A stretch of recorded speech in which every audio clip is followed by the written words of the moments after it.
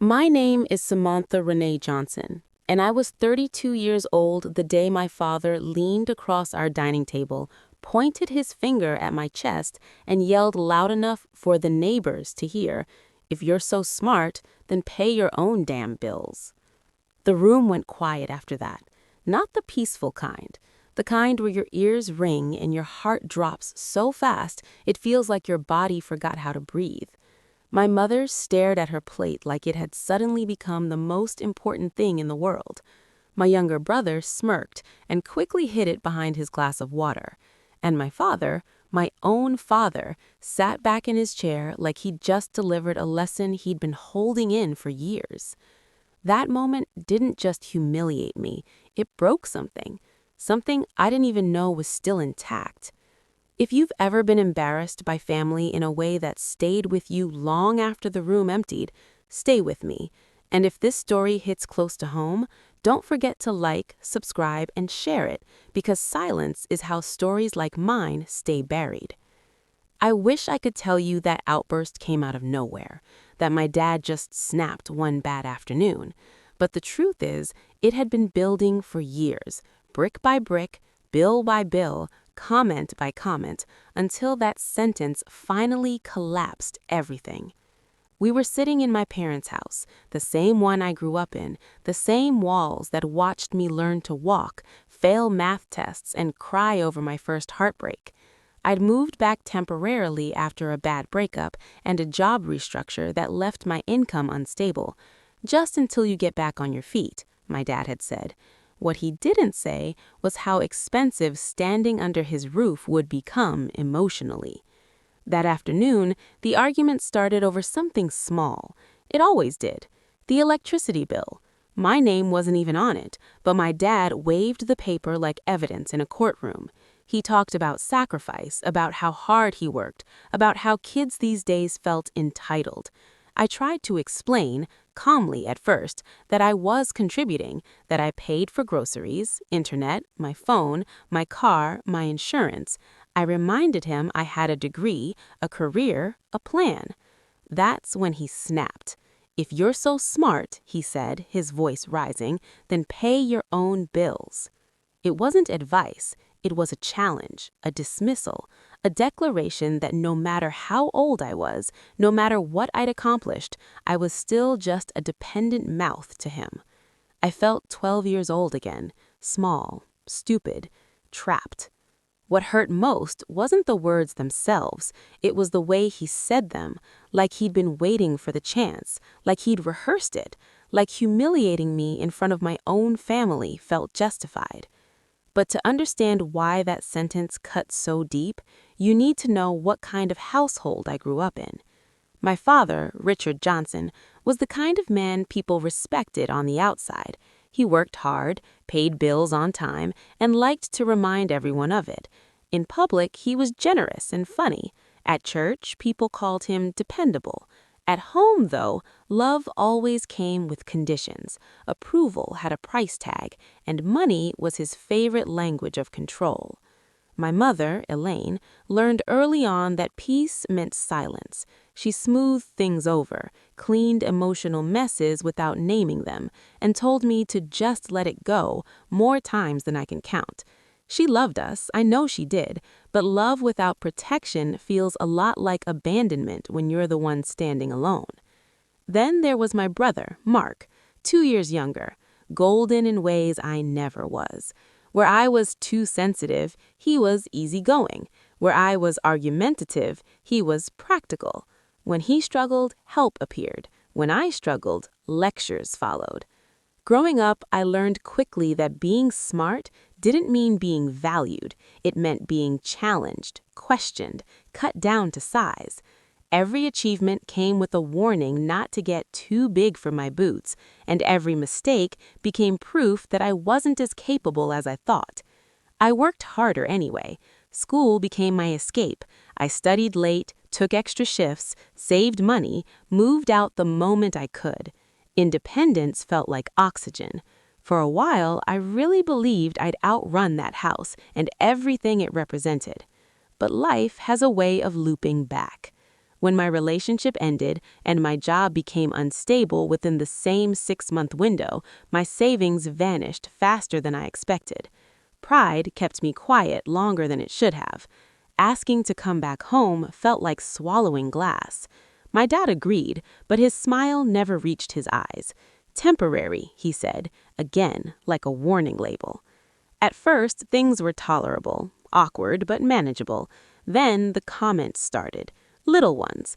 Must be nice not having rent. You should be saving more. When I was your age. Each sentence landed like a small stone. I told myself I could handle it, that it was better than drowning alone. I didn't realize the real cost until that afternoon at the table. After he yelled, I didn't cry, not right away. I sat there, hands shaking slightly, staring at the grain of the wood beneath my fingers. I wanted to disappear. I wanted someone, anyone, to say something. My mother didn't. My brother didn't. The silence felt like agreement. I stood up slowly, my chair scraping against the floor louder than I meant to. My father watched me with a look I couldn't read, maybe satisfaction, maybe challenge. I said, "Fine." My voice surprised even me. It didn't shake. He raised an eyebrow. "Good," he replied.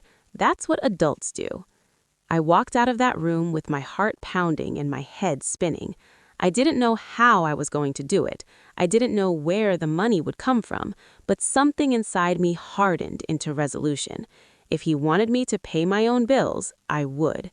Every single one. What I didn't know, what none of them knew, was that I was about to uncover things my father never intended me to see. Things tied to money, control, and a lie that had been sitting quietly in our family for years. And the first crack appeared later that night when I opened my laptop to review my finances and saw a charge that wasn't mine. That's when I realized this wasn't just about bills anymore. The charge stared back at me from the screen like it had been waiting. $487.63. Utility services. My parents' address. I refreshed the page once, then again. My chest tightened as the meaning slowly sank in.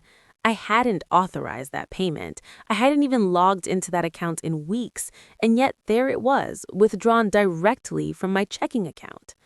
At first, I tried to rationalize it. Maybe I'd misremembered. Maybe I'd agreed to help and forgotten. Stress can do strange things to memory. But the longer I stared, the more certain I became. This wasn't a mistake. It was deliberate. I checked my past statements, and that's when the pattern revealed itself. Small charges at first, easy to miss. Internet upgrades, insurance adjustments, one-time temporary payments that never got reversed.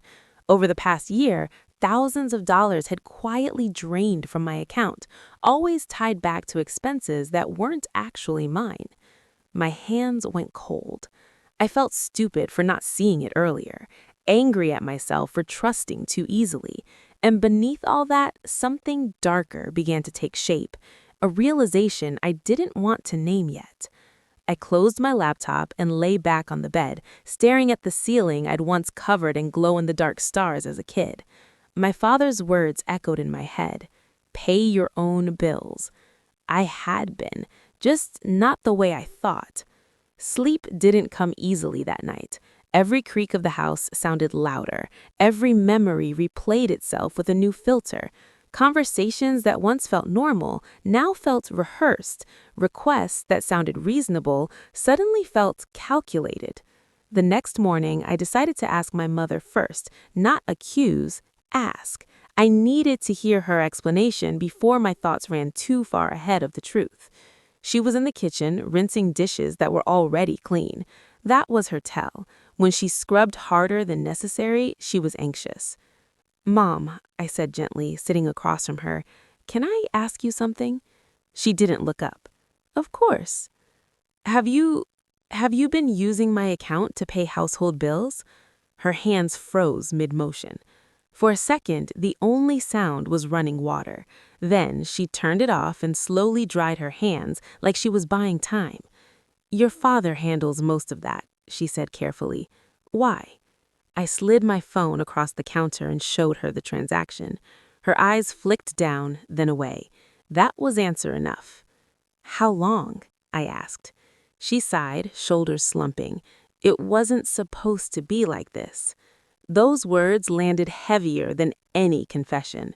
She explained in fragments how my dad had access to my account just in case, how it started when they were short one month, how he promised to pay it back, how it became easier not to talk about it, easier to let it continue than to confront him. "And you didn't think to tell me?" My voice cracked despite my effort to stay calm. "It wasn't to upset you. You were already dealing with so much." I almost laughed. The irony was sharp enough to sting. So this was it. While my father lectured me about responsibility, he'd been quietly siphoning money from my account. While humiliating me at the table, he'd already decided I owed him without ever asking. That night, I confronted him. He was in the living room, watching the news like nothing in the world was wrong. I stood in front of him, phone in hand, heart racing. "Why are you taking money from my account?" I asked. He didn't flinch, didn't even mute the TV at first. "You live here," he said plainly. "You contribute." "Without telling me?" He finally looked at me then, his eyes hardened. "Don't act like a victim. You owe us." "Owe you?" I repeated. "For what? Being my daughter?" "For living under my roof," he snapped. "For electricity, water, food. Things don't pay for themselves." "I've been paying," I said, my voice rising. "You just didn't bother to tell me." His jaw clenched. "You should be grateful I didn't charge you more." That was the moment something in me shifted. The last fragile hope that this was a misunderstanding shattered completely. I wasn't a daughter to him. I was a ledger. "I want access removed from my account," I said quietly. He laughed, actually laughed. "You think you can manage without us?" I didn't answer. I walked back to my room and locked the door, my hands shaking so badly I dropped my phone twice. I changed every password that night, called my bank, froze my credit, took back control piece by piece. But the fallout wasn't waiting. The next morning, my brother cornered me in the hallway. "You really gonna make a big deal out of this? Dad's stressed enough." I stared at him, stunned. "You knew?" He shrugged. "It's not like he was stealing, it's family." That word, family, had never felt so hollow. By the end of the week, the house had turned cold. Conversations stopped when I entered rooms. Doors closed quietly behind me. My father stopped speaking to me altogether, which somehow hurt more than the yelling.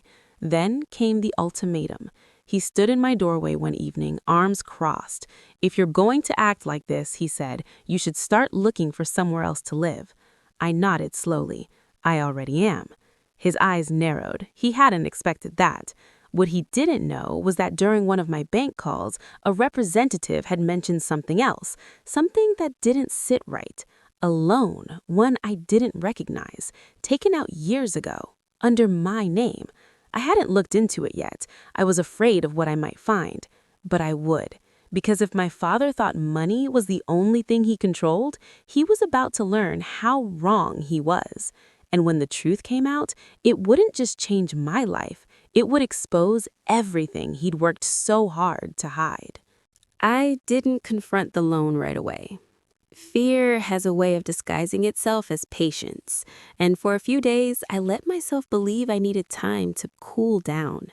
The truth was simpler. I was terrified. Because whatever that loan was, it existed under my name, and that meant the damage, intentional or not, was already mine. I packed quietly, one suitcase at a time.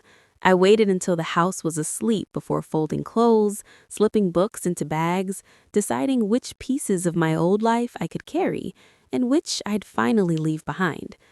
Every sound made my heart jump. I felt like a stranger in the place that raised me. By the end of the week, I was staying on a friend's couch. Lena had been my coworker years ago, then my confidant, then the person who always said, "If it gets bad, you come here." I hadn't believed her until I had no other choice. Her apartment smelled like coffee and laundry detergent. Normal, safe. I slept more deeply there than I had in months. On Monday morning, I made the call. The bank representative spoke calmly, professionally, like she was discussing weather patterns instead of dismantling my sense of reality. The loan had been taken out 7 years earlier. Personal, medium amount, still active, payments irregular. "I never applied for this," I said, my voice tight. There was a pause. "The application lists your father as an authorized signer." The room tilted. Authorized signer, not co-signer, authorized, meaning permission had been given, meaning someone had decided without my knowledge that my name was theirs to use. I hung up and sat there for a long time, staring at Lena's wall. My hands felt numb. I thought about my 20s, every struggle, every delay, every time something inexplicably didn't work out. I thought about the constant financial anxiety that followed me like a shadow, no matter how carefully I budgeted. This wasn't just betrayal. It was theft dressed up as parenting. I called my mother next. She answered on the third ring. "Samantha." I asked, "Did you know about the loan?" Silence, then a soft, broken, "I told him not to." That was all I needed to hear. She cried, said she'd tried to stop it, said she didn't know how bad it had gotten, said she was scared of what would happen if she pushed back harder. I listened, numb, absorbing the weight of her choices without having the energy to carry them for her anymore. When I hung up, something inside me settled. Not peace, clarity. I spent the next few weeks doing things I never imagined I'd have to do because of my own father. Filing reports, meeting with advisors, gathering documents that proved what I'd never consented to. Every step felt surreal, like I was living someone else's life. Word spread through the family faster than I expected. An aunt messaged me to say I was overreacting. A cousin hinted that I was tearing the family apart. My brother sent one last text. "Dad's really hurt by this." That one almost made me laugh. The first time I saw my father again was at a family gathering I hadn't planned to attend. My grandmother's birthday. I went for her, not him. The moment I walked in, the room shifted. Conversations dipped. Eyes followed me. My father stood near the window, holding a drink he didn't touch.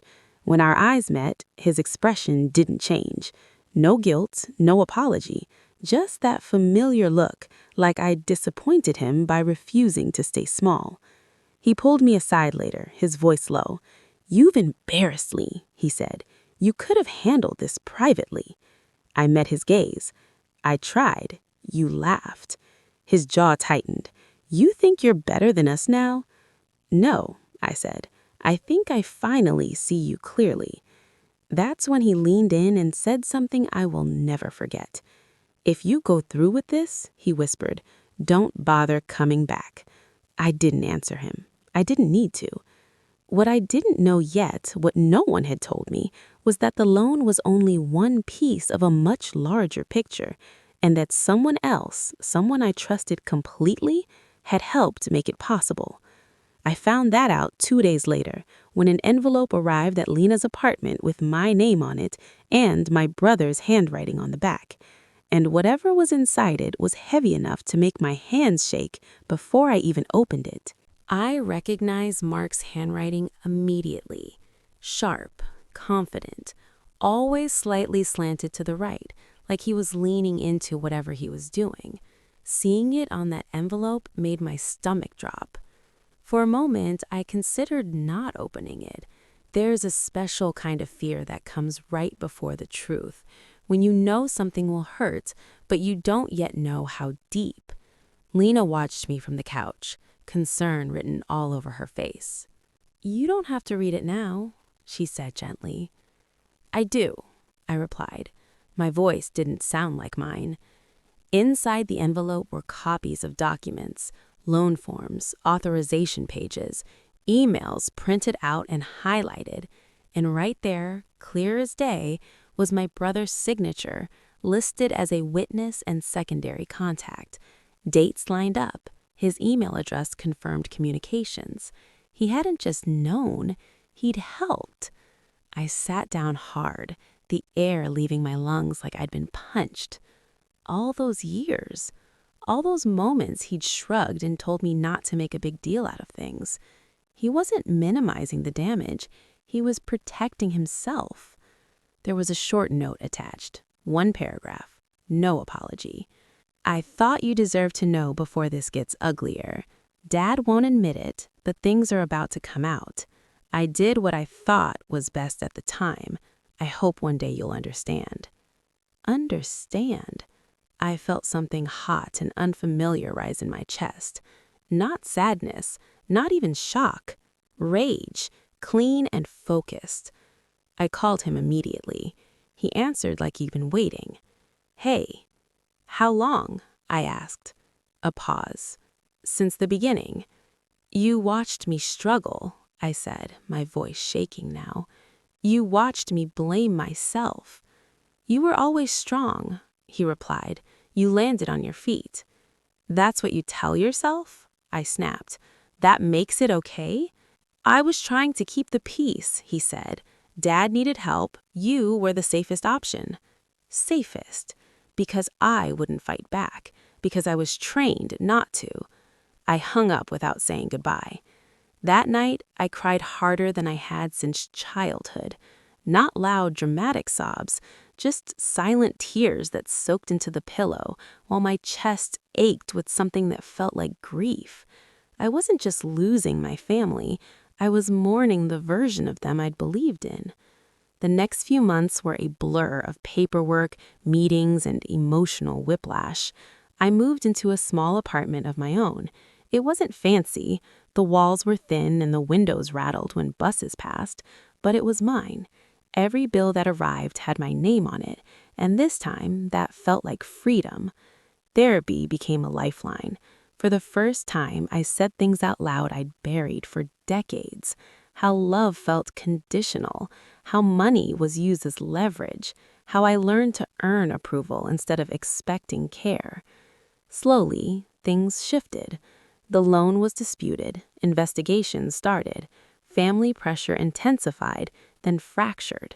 Some people stopped calling, others quietly apologized months later. My mother reached out often, careful, tentative.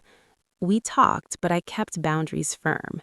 Healing didn't mean access. I never heard directly from my father again. Everything came through someone else. Excuses, justifications, warnings about going too far. But I didn't feel like I was going far at all.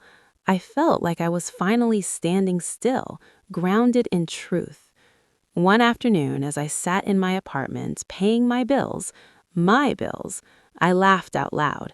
Not because it was funny, because it was symbolic. I had done exactly what he challenged me to do, and in doing so, I'd uncovered everything he hoped I wouldn't. The quiet came first. That was the part no one warns you about after you finally stand up for yourself. No yelling, no dramatic confrontations, just silence. Thick, heavy, and unfamiliar. My phone stopped lighting up with family group messages. Holidays passed without invitations. Even my mother's calls became less frequent, careful, like she was afraid one wrong word might make me disappear completely.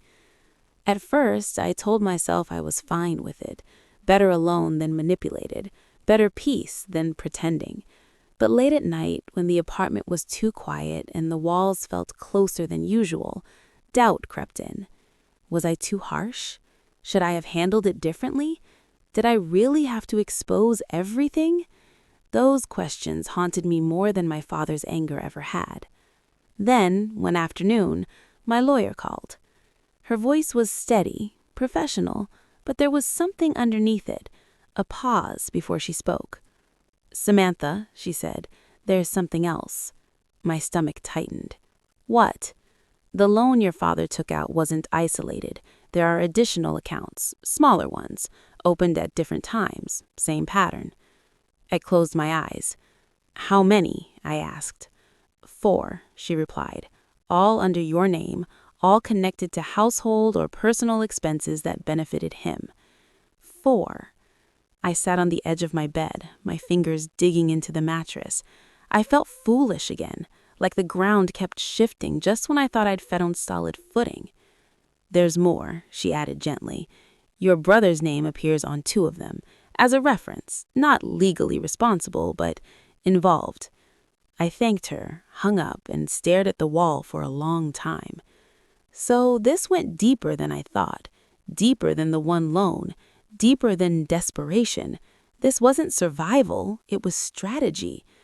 I remembered every time my dad warned me not to trust banks, every time he insisted on handling things for the family, every lecture about loyalty. It wasn't wisdom, it was insulation. He'd built a system where questioning him felt like betrayal. And my brother helped to reinforce it. That realization hurt in a new way, sharper, because it meant my role in the family had never been accidental. I wasn't just the responsible one, I was the backup plan. The emotional low hit hard after that call. I stopped sleeping well again. My appetite disappeared. Even therapy sessions felt heavier, like I was peeling layers faster than I could process them.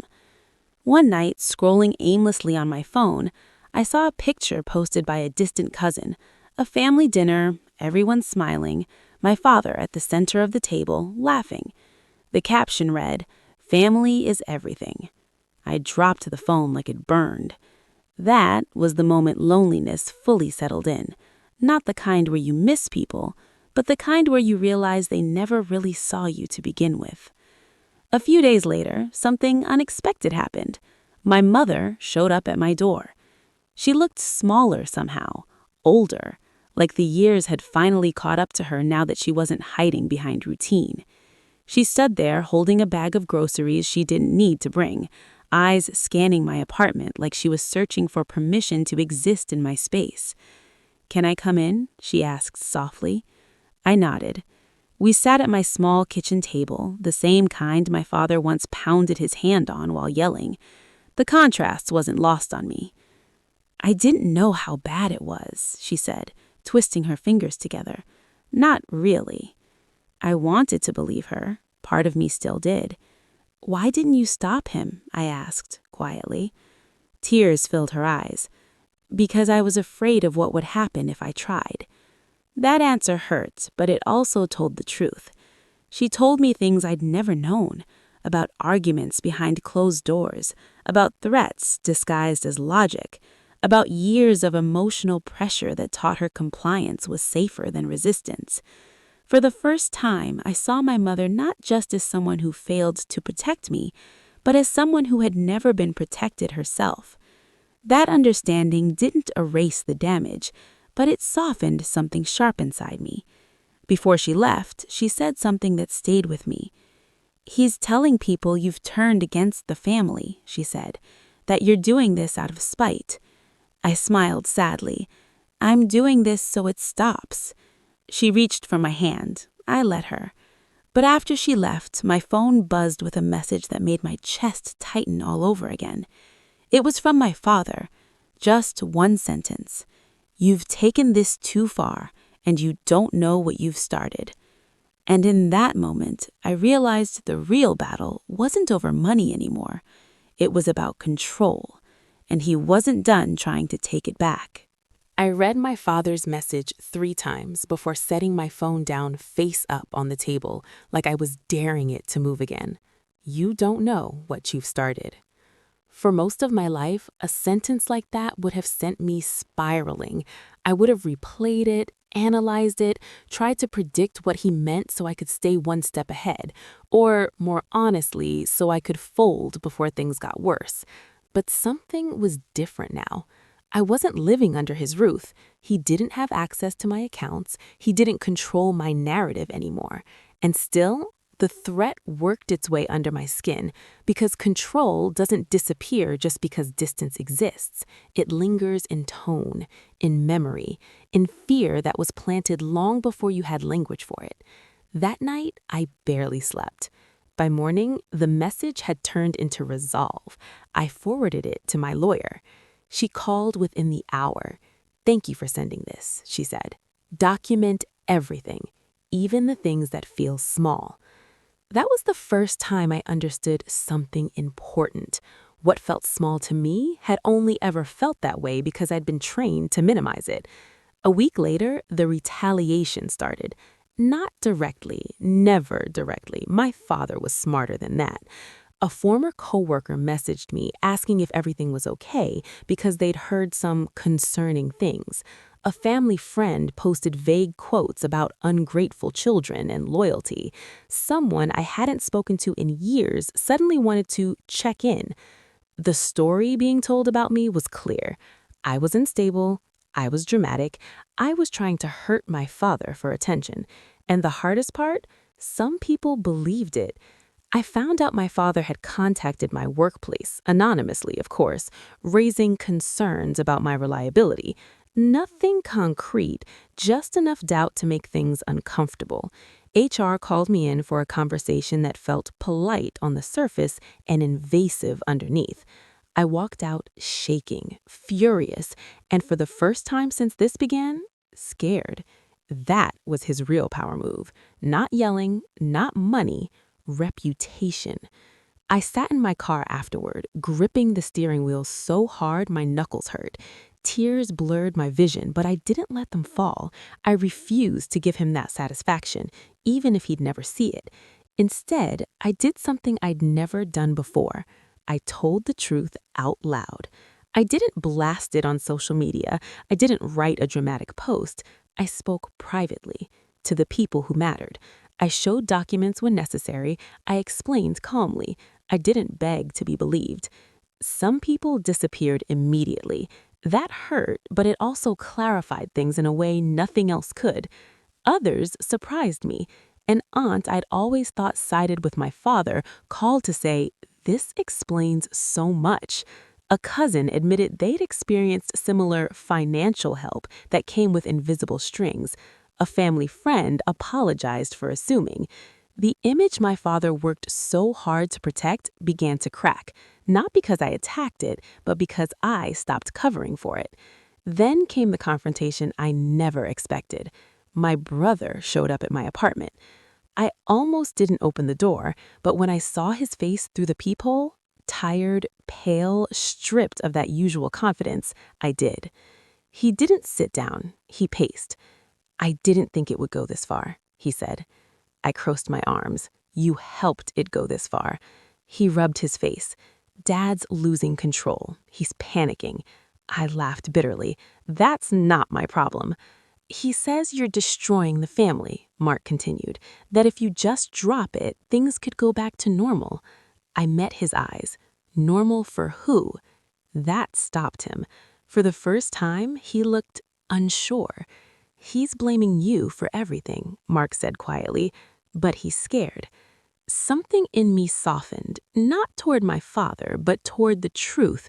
Control looks strongest right before it collapses. I'm not doing this to punish him. I'm doing it to protect myself. Mark swallowed. "I don't know how to stand up to him." I nodded. I didn't either, until I had no choice.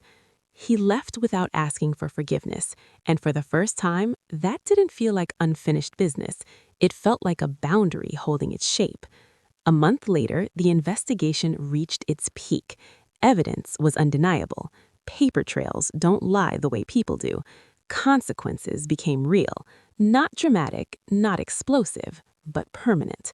And the day I received the final call confirming that the debts tied to fraud were officially removed from my name, I cried in my kitchen, alone on the floor. Not because I'd won, but because I was free. Still, one chapter remained unwritten, because freedom doesn't mean the story ends where the damage does. Sometimes it ends where you decide who no longer gets access to you.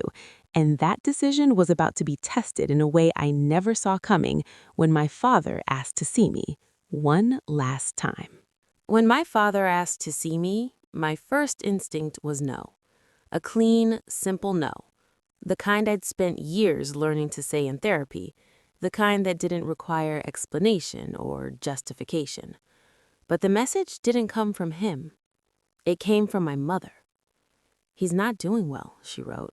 "He says he just wants to talk. No arguments, no lawyers, just you." I stared at my phone for a long time. Part of me went to believe her. Another part, the wiser, bruised part, knew that men like my father didn't ask for conversations unless they thought they could still control the outcome. I agreed to meet him in a public place, a small cafe halfway between our homes. Neutral ground, no home field advantage. When I walked in, I saw him immediately. He looked older, not dramatically, but enough to notice. His shoulders were tense, his jaw tight. The confidence he wore like armor for most of my life had thinned, but his eyes were the same, sharp, assessing, still searching for leverage. "Sam," he said, standing up. I didn't hug him. We sat across from each other, a small round table between us. I ordered tea, he ordered coffee. The waitress left and silence settled in like an old habit. "You've caused a lot of damage," he said finally. I almost smiled. "Not hello?" I asked. He frowned. "This isn't a joke." "I know," I said calmly. "That's why I'm here." He leaned forward. "You didn't have to take it this far. Family problems should stay in the family." I met his gaze. "They did, for years. That's how this happened." His mouth tightened. "I did what I had to do." "No," I said. "You did what you wanted to do." The words landed between us, heavy and undeniable. He shifted in his seat. "You don't understand the pressure I was under." "I understand perfectly," I replied. "You chose relief over responsibility, and you chose me to pay for it." His eyes flashed. "I'm your father." "And I was your daughter, not your backup account." For the first time, he didn't have a comeback ready. He exhaled sharply, rubbing his hands together. "You've embarrassed me. People are talking." "I know. You taught me how powerful reputation is." He looked at me then, really looked. "What do you want?" There it was, the question that used to terrify me. "I want nothing," I said. "That's the point." He laughed bitterly. "So that's it? You walk away and pretend this family means nothing?" "I walk away because it means too much, and I won't let it destroy me." The waitress returned. I wrapped my hands around my cup, grounding myself in the warmth. "I won't apologize," he said quietly. I nodded. I didn't come for one. He studied me, searching for cracks. "Then why did you come?" I held his gaze. "I say this clearly once." I took a breath. "You don't have access to me anymore. Not financially, not emotionally, not through other people. If you contact my work again, my friends, or anyone connected to my life to control the narrative, I will respond legally. This isn't a threat, it's a boundary." His face hardened. "You think you're better than me now." "No," I said gently. "I think I'm finally equal." That hurt him more than anything else I could have said. We stood up at the same time. He hesitated, like he might say something else, something softer, but pride won. "Don't come crying when you regret this." I picked up my bag. "I already cried. I'm done now." I walked out without looking back. Outside, the air felt lighter, not because it was over, but because I'd stopped carrying what was never mine to begin with. That night, I went home and sat in my quiet apartment. I thought about little me, the girl who learned early that love was earned and safety was conditional. I wish I could reach back through time and tell her this: one day, you will choose yourself, and the world will not end. But healing isn't instant. It doesn't arrive with one brave conversation. It comes later, when the noise fades. And that was when the final truth settled in. Some people don't change. They just lose access. And for the first time in my life, that loss wasn't mine. But the real test came weeks later when my phone buzzed with a message that forced me to decide what healing actually meant. Because forgiveness was about to knock, and I wasn't sure if I was ready to answer. The message came on a Tuesday night. No warning, no buildup, just a vibration on my phone while I was brushing my teeth, the sound sharp enough to make my heart stutter. It was for my mother. "Your father is asking if you'll forgive him." I sat on the edge of the bed, phone in my hand, toothpaste forgotten, staring at those words like they might rearrange themselves into something easier. Forgiveness. For years, I thought forgiveness meant reopening the door, letting things go back to the way they were, swallowing anger so everyone else could stay comfortable. That belief had kept me trapped far longer than any locked door ever could. I didn't answer right away. Instead, I sat with the question, not the one she asked, but the one underneath it. What do I need to heal? The answer surprised me. I didn't need an apology. I didn't need understanding. And I didn't need my father to change in order for me to move forward. What I needed was permission from myself to stop waiting. I typed slowly. Forgiveness doesn't mean access. I've already let go of the anger. That's all I'm offering. She replied minutes later. He won't like that. I smiled sadly. He doesn't have to. That night, I slept deeply. No dreams, no clenched jaw, just rest. In the weeks that followed, my life grew quieter, but fuller. I settled into routines that belonged to me. Morning walks, cooking meals I actually enjoyed, therapy sessions that focused less on survival and more on rebuilding identity. I stopped explaining myself. When people asked why I wasn't close to my family anymore, I said it wasn't healthy and let the silence do the rest. The right people understood. The wrong ones revealed themselves quickly. My brother sent one final message months later. "I'm starting therapy," he wrote. "I didn't realize how much of myself I lost trying to stay on Dad's good side." I wished him well, from a distance. My mother and I found a careful rhythm, one built on honesty instead of avoidance. We talked. We didn't rewrite the past. We didn't pretend. And for the first time, that felt real. As for my father, I heard through others that he'd framed himself as the victim, that he'd lost respect, that he didn't understand why none of his old tactics worked anymore. I didn't correct the story. I didn't need to.